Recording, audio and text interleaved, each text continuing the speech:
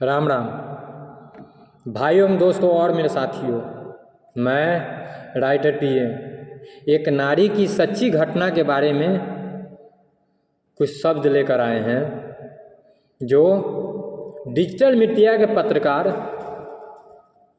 Aniket Ranjan son of किसान के द्वारा जानकारी मिली है। उनके मुताबिक, उनके जानकारी के अनुसार एक औरत 3 बच्चे को जन्म देती है। 3 बच्चे को जन्म देने के 2-3 साल बाद उसे एक गैर मर्द से प्यार हो जाता है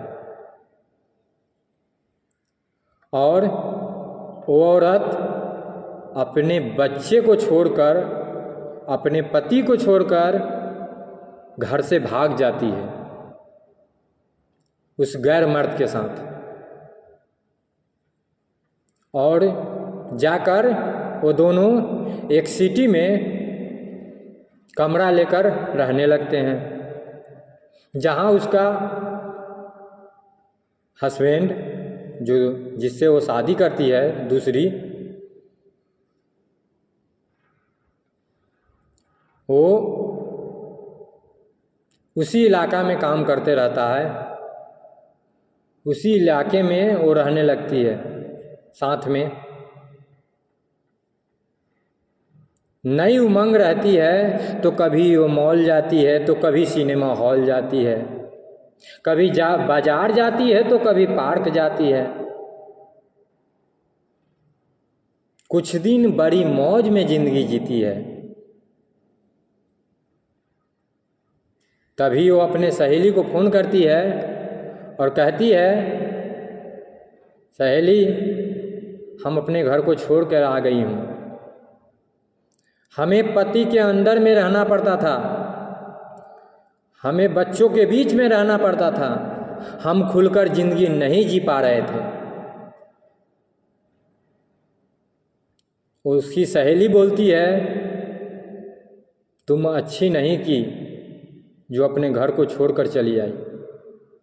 वो बोलती है, जिंदगी अपने हिसाब से जीना चाहिए, जो मैं जी रही हूँ, जो मुझे अच्छा लगा हमने किया। हमें नहीं रहना था किसी के अंडर में, हमें खुल के जिंदगी जीना है। फिर कुछ दिन बाद उसका हस्बैंड, जिसके साथ वो भाग कर आई थी, वो कमाने चले जाता है। वह नारी अपने उस रूम पे रहने लगती है। बाजार जाना, सब्जी राशन लाना, खाना पीना रहना अकेले ही करती है, क्योंकि उसका हस्बैंड तो कमाने चला जाता है। ऐसा सिलसिला कुछ दिन चला। 2-3 महीने बाद उस औरत को पता चला कि मैं प्रेग्नेंट हो चुकी हूँ। फिर वो कॉल लगाती है अपने हस्बैंड को और कहती है कि मैं बच्चे की माँ बनने वाली हूँ और आप बच्चे का बाप। यह बात सुनकर वो आदमी बोलता, ठीक है, और फ़ोन पर और कुछ नहीं बोलता। बोलता, ठीक है, अभी बिजी हूँ, रखो। फिर फ़ोन काट देता है। उसके बाद वह काम छोड़कर घर चला आता है, जहाँ पे वो अपनी पत्नी को छोड़ कर रखे हुए रहता है। कल होके अपने पत्नी से बोलता है कि चलो डॉक्टर के पास चलते हैं। उसकी औरत बड़ी उमंग के साथ खुश होकर हॉस्पिटल जाती है। अल्ट्रासाउंड का प्रक्रिया शुरू होता है, सारा चेकअप हो जाता है। उसके बाद वह व्यक्ति अपने पत्नी को बाहर बैठा देता है और डॉक्टर से बोलता है हमें बच्चा नहीं चाहिए, हमें बच्चा गिराना है। डॉक्टर साहब बोलते हैं कि इस बच्चे का गिराना मुश्किल है, यदि बच्चे गिराते हैं तो बच्चे की माँ को बचना मुश्किल है, मर भी सकती है वो मर्द बोलता है हमें इससे कोई मतलब नहीं है, हमें बच्चा नहीं चाहिए। डॉक्टर साहब बोलते हैं जाकर अपने पत्नी से सलाह लीजिए, फिर बताइए। वह मर्द जाकर बोलता है कि तुम्हें बच्चा गिराना होगा। वो औरत बोलती है कि मैं बच्चा नहीं गिराऊंगी, हमें बच्चा चाहिए।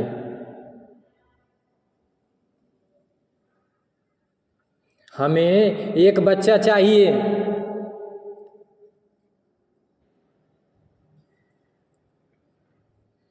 तो औरत बोलती है, फिर मर्द बोलता है तुम्हें बच्चे की क्या जरूरत है, 3 बच्चा तो तुम्हें चाहिए नहीं था, तो एक बच्चा लेकर क्या करोगी, हमें बच्चे की जरूरत नहीं है। तो औरत बोलती है कि नहीं, मैं बच्चा गिराऊंगी नहीं, ये बच्चा मुझे चाहिए क्योंकि ये मेरे प्यार की निशानी है। तो मर्द गुस्से में बोलता है जो अपने भतार की निशानी को छोड़कर आ सकती है वो मेरे बच्चे यानी इस प्यार की निशानी को क्यों नहीं गिरा सकती है। यह बात सुनकर उस औरत को बड़ी तगड़ी चोट पड़ती है दिल पे और वो हस्बैंड की तरह घूर घूर कर देखने लगती है।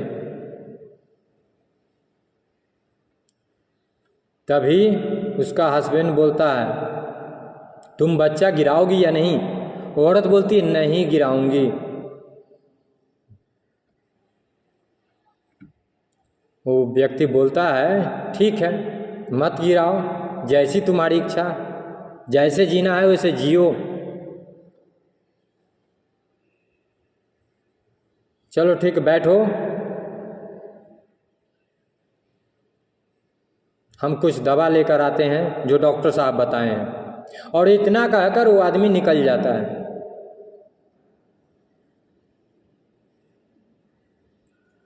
औरत अपने उस पति जिसके संग भागी थी उसका इंतजार करती रहती है। कई घंटा बीतने के बाद वह कॉल लगाती है तो मोबाइल स्विच ऑफ रहता है। फिर कुछ घंटा बीतने के बाद वह फुट फुट कर रोने लगती है। तभी कुछ नर्स पूछती है क्या हुआ तुम्हें, क्यों रो रही हो। तो औरत अपनी किस्से सुनाती है नर्स को और बोलती है मैं कहीं की नहीं रही, न ससुराल की न मायके की, मेरे साथ धोखा हुआ है।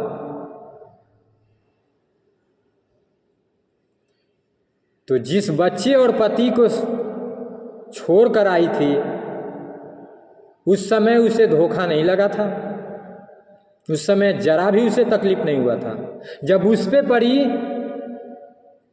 तो तकलीफ होने लगी। इसीलिए एक कहावत है जैसी करनी वैसी भरनी। जैसी वो कर्म की है उसी का सजा दिए हैं भगवान। ऊपर वाले के घर में देर है पर अंधेर नहीं। हालात उसकी ऐसी हो गई है कि बच्चे उसके बिना भटक रहे हैं और वो औरत उसके बिना भटक रही है।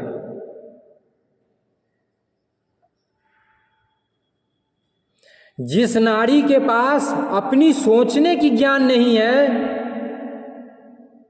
वो नारी महान नहीं है।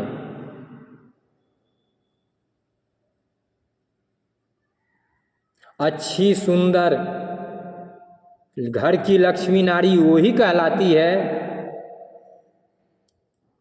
जो अपने पति और बच्चे के साथ जिंदगी बिताती है। कुछ कदम उठाने से पहले बार बार सोचती है, कभी वो अपनी मनमर्जी नहीं चलाती है।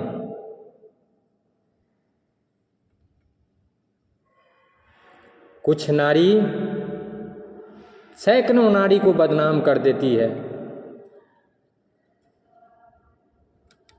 ऐसे ऐसे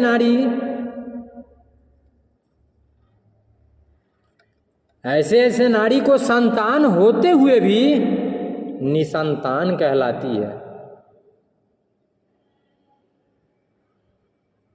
जब अपने पे तकलीफ होती तब उसे तकलीफ बुझाती है।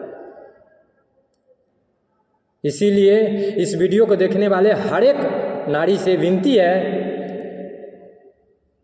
कि खुशियों में ज़िंदगी जीना सीखिए। बच्चे संग, अपने परिवार संग काम ऐसा कीजिए कि सर उठा के ज़िंदगी जी सके। काम ऐसा मत कीजिए आप लोग कि सर झुका के ज़िंदगी जीना पड़े, चेहरा छुपा के चलना पड़े। विशेष तो अब बोल नहीं सकते हैं, अपने वाणी को समाप्त कर रहे हैं। जय हिंद।